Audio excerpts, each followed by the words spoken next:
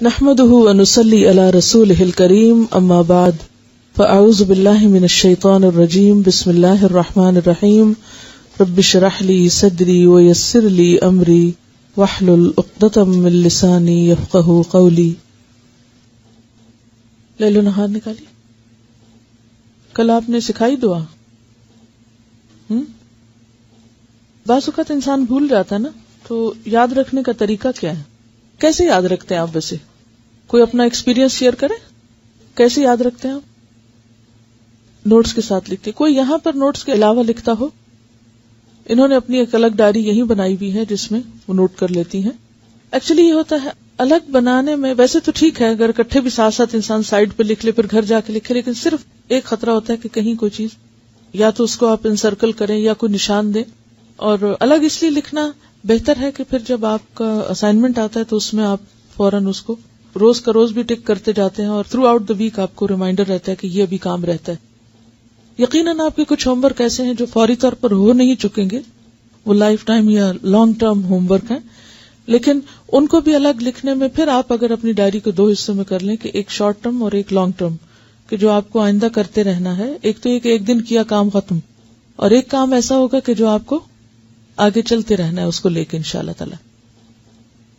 چونکہ ایک home work ایک جو ساتھ ساتھ چلے گا، پیاروں کو ساتھ لے کے چلنا ہے، تو اس میں کچھ چیزیں تو میں آپ کو کہتی ہوں کہ یہ آپ شیئر کریں، اور کچھ یہ کہ آپ خود سے بھی کر سکتے ہیں. کوئی ریسٹرکٹ نہیں کیا گیا آپ کو کہ صرف آپ وہی کریں جو میں آپ سے کہتی ہوں. جو بھی چیز آپ کو اچھی لگے یا آپ کے گھر کے یا حالات اور ماحول کے مطابق آپ مناسب سمجھے، اس کو بھی آپ شیئر کریں. تو یاد ہو گئی تھی بچوں کو یا کسی کو بھی؟ ایک بڑے بچے بھی ہوتے ہیں گھر میں، ان کو بھی یاد کرا سکتے ہیں، ان کا بھی خیال رکھا کریں. جی اب آج آپ جا کے پوچھیں کہ آپ نے پڑھی پھر مغرب کے بعد؟ بچے یقیناً خوش بہت ہوئے ہوں گے، بس اتنی سی بات اور پھر ہم دوزخ میں نہیں جائیں گے. چلیے اب یہ صبح شام کی مسنون دعائیں آ رہی ہیں، آپ صبح میں الگ سے بھی پڑھ رہے ہیں، اور یہاں میں ایک دفعہ ساری پڑھ دوں گی تاکہ اس کا پروننسیشن آپ جان لیں اگر کہیں کوئی کمی بیشی ہے. اور یہ ہے کہ یہ بھی ایک دن میں ہونے والی نہیں، ان میں سے اگر کچھ ایک بھی آپ بچوں کو سکھا دیں، کم از کم بسم اللہ الذی لا یضر والی دعا جو ہے وہ تو ہر ایک کو سکھا دینی چاہیے بچوں کو، کیونکہ بہت چھوٹی سی ہے اور بہت ہی جامع دعا ہے. صبح شام کی مسنون دعائیں. جو شخص صبح شام 100 مرتبہ سبحان اللہ و بحمدہ پڑھے، یعنی صرف اتنا، تو اللہ تعالیٰ اس کے تمام گناہ معاف فرما دیں گے اگرچہ سمندر کی جھاگ کے برابر ہو. اس کی عادت کیسے ڈال سکتے ہیں آپ؟ کیونکہ مصروف ہے نا سب، تو اتنا وقت تو نہیں ہوگا کہ جا نماز پہ بیٹھ کے 100 دفعہ پڑھ کے پھر اٹھے. میں صرف یہ پوچھ رہی ہوں کہ آپ کی عادات کیا ہیں، آپ طریقہ کیا کرتے ہیں. ظاہر ہے کہ فارغ تو آپ میں سے کوئی بھی نہیں کہ جو صرف مصلی پہ بیٹھ کے یہ تسبیحات کرے گا. تو دنیا کو ساتھ لے کے چلنا، گھر کی ذمہ داریاں ادا کرنا اور ساتھ ان اذکار کی پابندی کرنا، اس کو کس طرح ممکن بنایا جائے، اس پہ بات کریں. اچھا، گھر کا کام کرتے ہوئے ساتھ ساتھ، اور انہوں نے برتن دھونے کے ساتھ اپنا باندھ رکھا ہے، یہ بھی اچھا ہے. یعنی کوئی ایک خاص کام جو آپ کو روز کرنا ہے تو اس خاص کام کے ساتھ آپ ایک خاص ذکر جو ہے وہ اپنا باندھ لیں. انہوں نے اپنی تسبیح بائیں ہاتھ میں لٹکائی ہوتی، دائیں ہاتھ سے ہی کام کرتی اور بائیں ہاتھ سے ان کے وہ یاد دہانی ساتھ ساتھ رہتی. ایک تو ہے نا کہ ہر وقت کوئی بھی ذکر آپ کریں، لیکن یہ جو مخصوص اذکار بتائے گئے مخصوص اوقات میں کرنے کے، تو ان کا فائدہ جب ہی ہوتا ہے جب ہم ان کو اوقات کی پابندی کے ساتھ کرتے ہیں. اور اصل میں اس کے پیچھے حکمت بھی یہی ہے وقت بتانے کی، کہ پھر انسان اس میں مس نہیں کرتا. صبح ہوئی، اللہ کی یاد آئی، اور سنت کے مطابق جو آپ صلی اللہ علیہ وسلم نے بتایا وہ ذکر کرنا. ویسے تو آپ کوئی بھی کر سکتے ہیں، ہر ذکر میں فائدہ ہے، لیکن آپ کے نقش قدم پہ چلنا، جہاں آپ نے قدم رکھا وہیں پیچھے رکھنا، اس کا لطف ہی کچھ اور ہے. ٹھیک ہے نا، یعنی اس میں تھوڑا فرق ہو جاتا ہے پھر. چلیے، آپ صلی اللہ علیہ وسلم نے فرمایا صبح و شام 3 مرتبہ یہ دعا پڑھنے والا دن اور رات کی تکلیفوں اور نقصان سے محفوظ رہتا ہے. بسم اللہ الذی لا یضر مع اسمہ شیء فی الارض ولا فی السماء وہو السمیع العلیم. صبح شام اس اللہ تعالی کا نام لیتا ہوں جس کے نام کی وجہ سے زمین و آسمان کی کوئی چیز نقصان نہیں پہنچا سکتی، اور وہ سننے اور جاننے والا ہے. آپ صلی اللہ علیہ وسلم اس دعا کو بھی روزانہ صبح شام 3 مرتبہ پڑھتے تھے. اللہم عافنی فی بدنی، اللہم عافنی فی سمعی، اللہم عافنی فی بصری، لا الہ الا انت.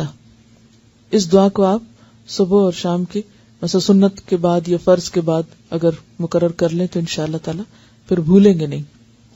اے اللہ میرے بدن میں عافیت عطا فرما، اے اللہ میری سماعت میں عافیت عطا فرما، یعنی میرے کان ٹھیک رکھ.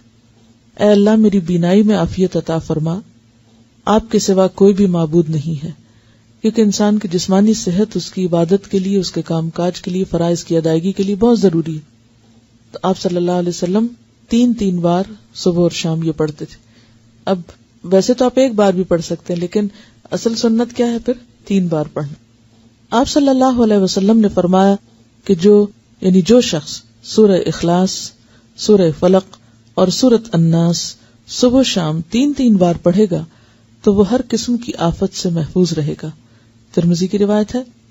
آپ صلی اللہ علیہ وسلم نے سیدہ فاطمہ رضی اللہ تعالی عنہا کو ہر صبح و شام یہ دعا مانگنے کا حکم دیا تھا، یعنی آپ نے اپنی بیٹی کو یہ دعا سکھائی تھی. یا حی یا قیوم برحمتک استغیث فاصلح لی شأنی کلہ ولا تکلنی الی نفسی طرفۃ عین. اے ہمیشہ زندہ اور قائم رہنے والے، آپ ہی کی رحمت کا واسطہ دے کر فریاد کرتا ہوں کہ میرے سب کاموں کو درست کر دیں اور مجھے میرے نفس کی طرف پلک جھپکنے کی دیر کے لیے بھی حوالے نہ کریں. اس کا کیا مطلب ہے؟ مجھے میرے نفس کے حوالے ایک پلک جھپکنے کی دیر بھی نہ کریں. کیوں؟ مجھے مسلسل اپنی حفاظت میں رکھیں، میں بھٹکنے نہ پاؤں. ومن یکفر بالطاغوت، تو طاغوت میں سب سے پہلے خود اپنا نفس آتا ہے. ان النفس لامارۃ بالسوء. اور اگر انسان اپنے نفس کی باتیں ماننے لگ جاتا تو کبھی بھی پھر وہ اللہ کی بات نہیں ماننے دیتا. تو انسان نفس کے حوالے ہوا نہیں اور پھسلا نہیں اور گیا نہیں. ٹھیک ہے، تو اس لیے یہ دعا بھی بہت اہم ہے اور بہت ضروری ہے. اور کوئی چیز آپ کے ذہن میں آ رہی ہو کہ مجھے میرے نفس کے حوالے ایک لمحے کے لیے نہ کرنا ہو؟ بنیادی طور پر یہی بات ہے کہ ان النفس لامارۃ بالسوء، کہ انسان کا نفس اس کو خوب برائی پہ اکسانے والا ہے. یعنی انسان کا جو اپنا نفس ہے وہ سیدھے رستے یا بلندی کے رستے کی طرف جانے میں ہمیشہ سستی دکھاتا ہے. اچھے کام میں اس کو رغبت کم ہوتی ہے. یعنی انسان کی کمزوری ہے. مشکل رستہ ہے نا، فلقتحم العقبہ. انسان مشکل گھاٹی نہیں اختیار کرنا چاہتا، وہ آسانیاں چاہتا ہے. لڑکنا اس کو اچھا لگتا ہے، چاہے کسی کھائی میں جا گرے. تو اس لیے اللہ سے دعا کرے انسان کہ یا رب مجھے میرے نفس کے حوالے نہ کرنا، کیونکہ نفس تو برائی کی طرف ہی لے کے جاتا ہے. تو نفس کے حوالے ہونے کا مطلب کیا ہے؟ برائی کی طرف جانا. اور اس میں آپ دیکھیے کہ آپ سارا دن عہد کریں گے میں نے یہ نہیں کرنا ہے، ایسا نہیں بولنا، ایسا نہیں کرنا، اور لمحے بھر کے لیے کیا ہوتا ہے؟ منہ سے بات نکل جاتی، آپ ایک دم غصے میں آ جاتے ہیں. آپ ایک دم وہ کہہ آتے ہیں جو سویر سے وعدہ کر رہے تھے شام تک کہ اب آج سے میں نے یہ جملہ نہیں بولنا یا یہ کام نہیں کرنا. وہ لمحے بھر کے لیے آپ نفس کے حوالے ہوئے اور گئے. تو یہ دعا بہت ہی زبردست دعا ہے کہ یار اب میں تو اپنے آپ پر خود پر ایک لمحے کے لیے بھی بھروسہ نہیں کر سکتا، لمحے کے لیے بھی مجھے نہیں ادھر جانا. وَإِن تُبْدُوا مَا فِي أَنفُسِكُمْ أَوْ تُخْفُوهُ يُحَاسِبْكُم بِهِ اللَّهُ. کیونکہ انسان جب نفس کے حوالے ہوتا ہے تو بس مشکل میں پڑ جاتا ہے. اسی لیے کہا گیا نا کہ وَلَا تُزَكُّوا أَنفُسَكُمْ. اپنے آپ کو پاکیزہ مت کہو. کوئی اپنے آپ کو نیک نہ سمجھے کہ میں بڑی چیز ہوں. کیوں؟ بل اللہ یزکی من یشاء. بلکہ اللہ ہی جس کو چاہتا ہے پاک کرتا ہے، کیونکہ انسان خود کوئی چیز نہیں ہے. اچھا، اس میں آپ دیکھیے کہ اپنے آپ کو تو انسان خوب پہچانتا ہے، لیکن آپ نے بچوں میں بھی دیکھا ہوگا اچھا بھلا ٹھیک چلتے چلتے کیا کرتے ہیں؟ بیٹھ جاتے ہیں. اب کیا وجہ ہے؟ کوئی وجہ نہیں. کیا مسئلہ یہ نفس کے حوالے ہونے والی بات ہے، یہ شیطان کے شر کی بات ہے. تو یہ ویکنس سب انسانوں کے ساتھ ہے. ایک شخص آپ کے ساتھ دنوں اچھا معاملہ کرتا ہے، بہترین معاملہ کرتا ہے، یا کہ اس کو پتہ نہیں کیا ہو جاتا ہے. وہ کیا ہوا؟ اس کو نفس کے حوالے ہو گیا. تو کہتے ہیں نا لکل جواد کبوہ، عربی کا ایک محاورہ ہے کہ ہر گھڑ سوار کا ایک دن گھٹنا ضرور لگتا ہے. لکل عالم حفوہ، اور ہر عالم کہیں نہ کہیں غلطی کر جاتا ہے، کہیں نہ کہیں بھول ہو جاتی ہے اس سے. انسان ہے نا، پھر اس کو یاد آتا او نہیں یہ ایسے نہیں ایسے تھا، پھر وہ رجوع کرتا ہے. رجوع کر لے تو اللہ تعالیٰ بھی معاف کرنے والا ہے. اور اکڑ جائے انسان نہیں میری غلطی نہیں تو پکڑ ہے. تو یہ ایک حقیقت ہے کہ جب انسان چلتا ہے تو کہیں نہ کہیں ٹھوکر لگتی ہے اس کو. اچھے سے اچھے تعلقات میں بھی کہیں نہ کہیں جھول آ جاتا ہے. یہ سب ایکسپیرینس کی بات ہے نا، آپ سب مشاہدہ کرتے ہوں گے. ایسا کیوں ہوتا ہے؟ کیونکہ ہمارے ساتھ نفس بھی ہے، شیطان بھی ہے. تو یہ ایسے دشمن ہیں، ایسی طاقتیں ہیں کہ جن کا مقابلہ ہم تنہا نہیں کر سکتے. یہ صرف اللہ کی مدد سے ہو سکتا ہے. اس لیے صبح اور شام، ورنہ بعض اوقات انسان کہیں ایک دفعہ تو مانگ چکا، اب اور کیا مانگنا، روز کیا یہی مانگنا. یعنی آپ کے ذہن میں یہ آ سکتا ہے کہ سویرے بھی مانگو، شام بھی مانگو، وہی باتیں، پھر ریپیٹیشن.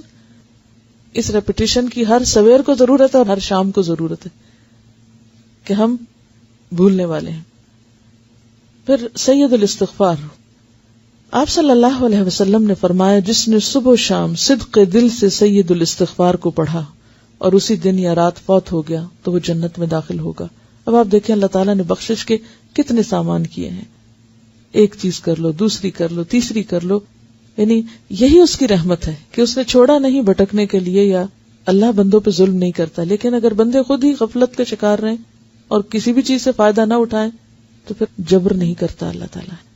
اللہ تعالیٰ سب کچھ کر سکتا ہے، لیکن یہ اللہ کا قاعدہ نہیں کہ زبردستی کسی کو ہدایت پہ قائم رکھے یا زبردستی کروائے کسی سے. کیونکہ اگر اللہ تعالیٰ نے زبردستی کرانا ہوتا تو پھر انسانوں کو بھی پہاڑوں اور باقی چیزوں کی طرح ایک طرح سے جیسے مجبور اور مقہور پیدا کر دیتا. تو اس نے ایسا نہیں چاہا انسانوں کے لیے. سید الاستغفار یہ ہے: اللہم انت ربی لا الہ الا انت خلقتنی وانا عبدک وانا علی عہدک ووعدک ما استطعت اعوذ بک من شر ما صنعت ابوء لک بنعمتک علی وابوء بذنبی فاغفر لی فإنہ لا یغفر الذنوب الا انت. اے اللہ، آپ ہی میرے رب ہیں، آپ کے سوا کوئی عبادت کے لائق نہیں. آپ نے مجھ کو پیدا کیا ہے اور میں آپ کا بندہ ہوں، اور میں اپنی طاقت کے مطابق آپ سے کیے ہوئے عہد اور وعدے پہ قائم ہوں. میں اپنے برے اعمال کے وبال سے آپ کی پناہ چاہتا ہوں. میں آپ کی نعمتوں کا اقرار کرتا ہوں، یعنی جو بھی آپ نے نعمتیں مجھ پر کی ہیں ان سب کا اعتراف کرتا ہوں، اور اپنے گناہوں کا بھی اعتراف کرتا ہوں. یعنی ایک طرف تو نے مجھے اتنا کچھ دیا اور دوسری طرف میرے گناہوں کے ڈھیر ہیں. آپ میرے گناہوں کو معاف فرما دیجئے، کیونکہ آپ کے سوا کوئی بھی گناہوں کو معاف نہیں کر سکتا. یعنی کسی انسان، کسی جن، کسی فرشتے کے اختیار میں نہیں کہ وہ بندے کے قصور معاف کر سکے. اصل معافی اللہ ہی کی طرف سے ہے. چلیے